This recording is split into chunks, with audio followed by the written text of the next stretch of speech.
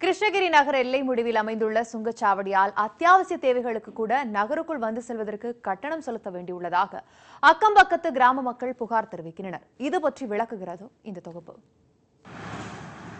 தமிழகம் கர்நாடகத்தை இணைக்கும் கிருஷ்ணகிரி பெங்களூரு தேசிய நெடுஞ்சாலையில் உள்ள சுங்கச்சாவடியை தினமும் பல்லாயிரக்கணக்கான வாகனங்கள் கடந்து செல்கின்றன. இந்த சுங்கச்சாவடி கிருஷ்ணகிரி நகராட்சி எல்லை முடிவிலிருந்து சுமார் 500 மீட்டர் தொலைவில் உள்ளது. இதிலிருந்து சுமார் 500 மீட்டர் தொலைவில் மாவட்ட ஆட்சியர் அலுவலகம், மாவட்ட காவல் கண்காணிப்பாளர் அலுவலகம், வட்டார போக்குவரத்து அலுவலகம் அமைந்துள்ளன. கிருஷ்ணகிரியிலிருந்து நாள்தோறும் ஆயிரக்கணக்கான பொதுமக்கள் இந்த அலுவலகங்களுக்கு வர வேண்டும் என்றால் சுங்கச்சாவடியை கடந்துதான் செல்ல வேண்டும். இதில் பலர் தினசரி அடிக்கடி வந்து செல்ல வேண்டி இருப்பதால் பல முறை சுங்க கட்டணம் செலுத்த வேண்டிய கட்டாயத்தில் உள்ளனர்.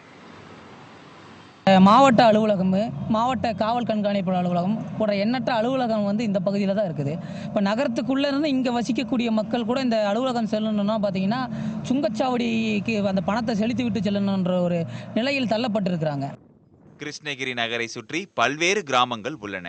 இந்த கிராமங்களில் விளையும் காய்கறிகள், பூக்களை கிருஷ்ணகிரி சந்தைகளுக்கு கொண்டு வர சுங்க கட்டணம் செலுத்த வேண்டிய சூழல் நிலவுகிறது.